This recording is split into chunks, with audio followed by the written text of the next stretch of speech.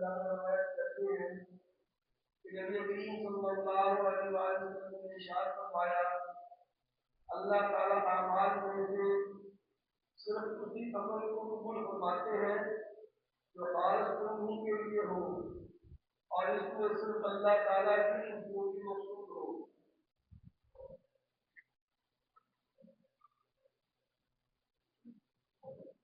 صلی اللہ رسول کریم اللہ اس مبارک آپ نے سنی ہے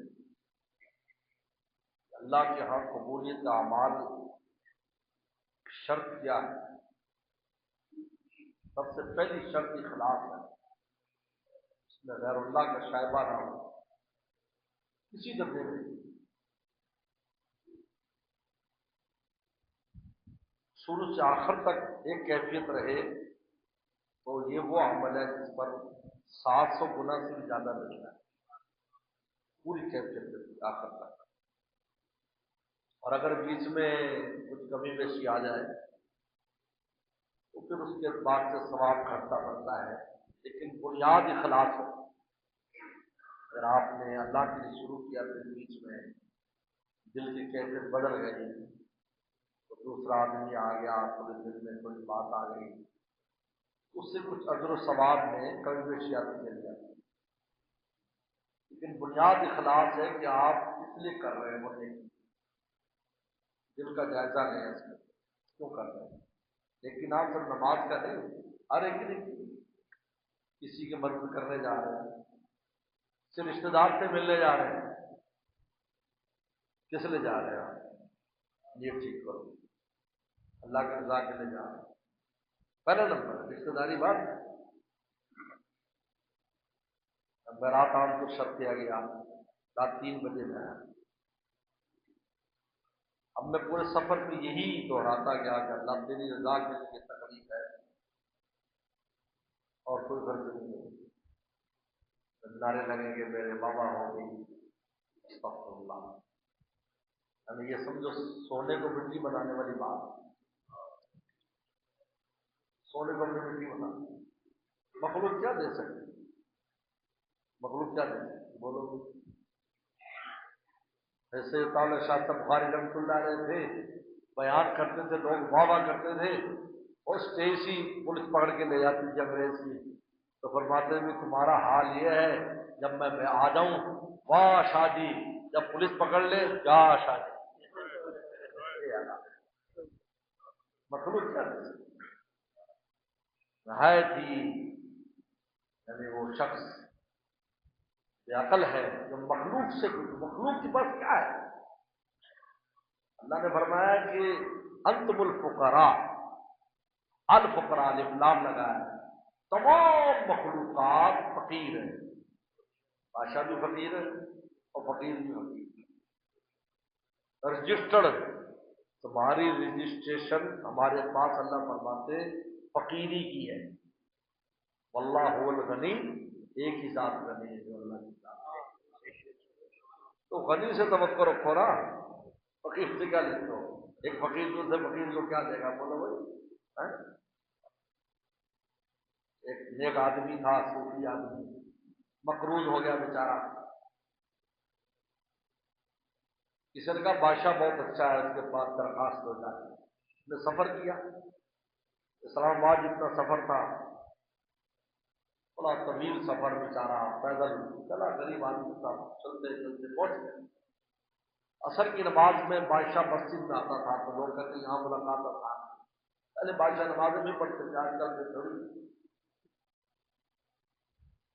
اس دنوں میں کچھ مہم چل رہی تھی، یعنی کوئی جنگی حالات خراب تھے سرحد پہ، تو بادشاہ جو ہے بڑی آہوزاری سے دعا کر رہے ایسے کافی دیر دعائیں کر رہا ہے، تو وہ اس کو دیکھ رہا ہے، وہ جو فقیر ہے، تو یار یہ بھی مانگ ہی تو رہا ہے، کام کا میں نے اتنا سفر کیا، یہ تو خود منگتا ہے یار، وہ بڑا سے کیونکہ اس لیے میرے شاعر فرماتے تھے عورت کو اس لیے سربراہی نہیں دی کہ جب قوم پر وہ وقت آئے تو بادشاہ کا فرض ہے کہ سیدھا مسجد میں جا کر اللہ سے رجوع کرے، یہ حکم ہے بادشاہ کا، رسول اللہ پر، رسول اللہ سردار تھے، پورے عالم کے سردار تھے، دنیا رات کو میں کوئی مشکل آتی ففض یا السلام فوراً مسجد چلے جاتے، 2 رکعت پر دعا کر، یہ پہلا کام یہ کرے، بعد میں دوسری تدبیریں۔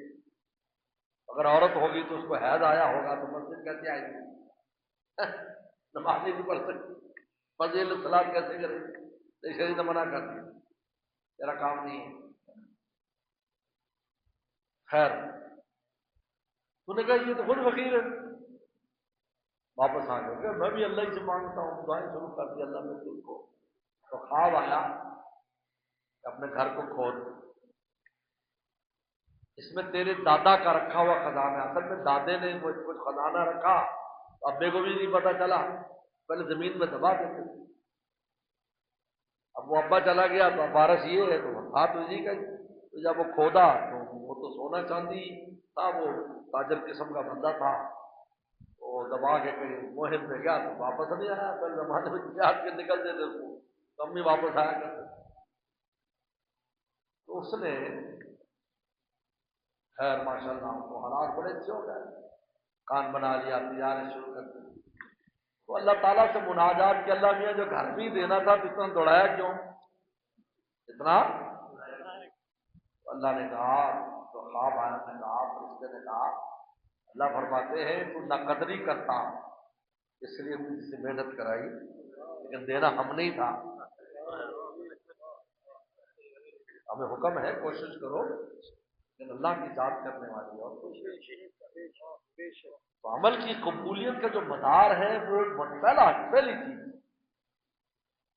وہ ہے اخلاص۔ دوسری چیز طریق سنت، کہ وہ عمل سنت کے طریقے پر ہو، یار ورنہ قبول نہیں۔ ایک آدمی عصر کی نماز کے بعد کمرہ بند کر کے اللہ کے لیے نفل پڑھ رہا ہے، قبول نہیں، کیونکہ طریقے سنت پر نہیں۔ اور تیسری چیز، انسان خود بھی فسق و فجور میں مبتلا نہ ہو، کبائر میں مبتلا نہ ہو، کیونکہ انما یتقبل اللہ من المتقین، کیونکہ متقی کا عمل فوراً قبول ہو جاتا ہے، کبھی کبھی بھی صحیح ہو، تقوی کے ساتھ رہتا ہو، اس کی زندگی میں نیکی غالب ہو، کبھی ویسے ہو جائے، لیکن یہ نہیں کہ گناہ پر جمع ہوا ہے، اس کا عمل کی ضرورت نہیں اللہ تعالیٰ نے۔ تقویٰ ہونا چاہیے، طریق سنت اور اخلاص۔ اخلاص بنیاد ہے، اس حدیث میں اس پہلی بنیاد کو بیان کیا گیا ہے۔ اگر عمل کی قبولیت چاہتے ہو، اس لیے حضرت عمر رضی اللہ عنہ ہر صبح کو دعا کرتے تھے، جب صبح اٹھتے تو پہلی دعا کیا ہوتی؟ اللہم اجعل عملی صالحا، اللہ پورے دن مجھے نیکی کی توفیق دے دو، وجعل لوجہک خالصا، اور اس عمل کو محض اپنی ذات کے لیے بنانا، ولا تجل فیہ لغیرک شیئا، اور اپنے غیر کو اس میں تھوڑا سا بھی حصہ نہ رکھنا۔ یہ سو دعا، 3 باتیں مانگتے ہیں، ہمارے صالح کی توفیق، پھر ان میں اخلاص اور کسی غیر کی شرکت نہیں۔ جی اتنے بڑے انسان جو ہر وقت جن کے سامنے مولا رہتا ہے، وہ بھی نازک، کیونکہ حدیث شریف میں آتا ہے ریا، حدیث میں آتا ہے ریا دلوں میں ایسے داخل ہو جاتی ہے جیسے کالے پتھر پر چیونٹی چلتی چلتی چلی جاتی ہے اور ہمیں پتہ بھی نہیں چلتا، اور میں اس طرح ریا تمہارے دلوں میں داخل ہو جائے گی۔ سیدنا صدیق رضی اللہ عنہ کی روایت سنونی سے روایت ہے، کھاپ گئے ہم کیا کریں؟ وہ لوگ تو کرتی اللہ کے لیے تھے، لیکن پھر بھی اتنا ڈر کہ چپکے سے آ جائے، پھر صبح شام کے لیے پڑھا۔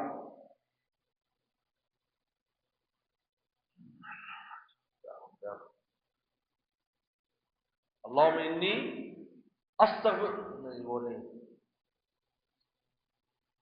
اللہم انی اعوذ بک ان اشرک بک وانا اعلم واستغفرک لما لا اعلم، اور میں 3 بار صبح ابو بکر اور 3 بار مغرب کے بعد 3 بار فجر کے بعد پڑھا کر، تو پہلے تو قصد کرو اللہ کے لیے، پھر یہ جو ریا چپکے سے آتی ہے یہ بھی داخل نہیں ہوگی، کیونکہ اس کا پتہ نہیں چلے گا نا، تو پتہ نہیں چلے گا تو اللہ تعالیٰ سے مدد لے لیں، اللہ سے مدد لے، اور باقی اللہ کے لیے ہم جو ہم کر سکتے ہیں ہم نے اللہ کے لیے ارادہ کرنا ہے۔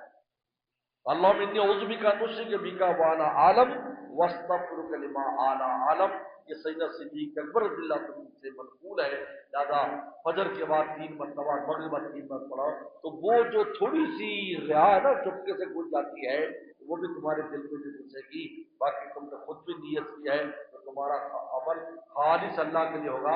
और हमने बताया कि इखलास से अमल होता है वो 10 से लेकर 700 गुना तक जाता है, 10 से 700 गुना। बस अल्लाह अमल की तौफीक अता फरमाए।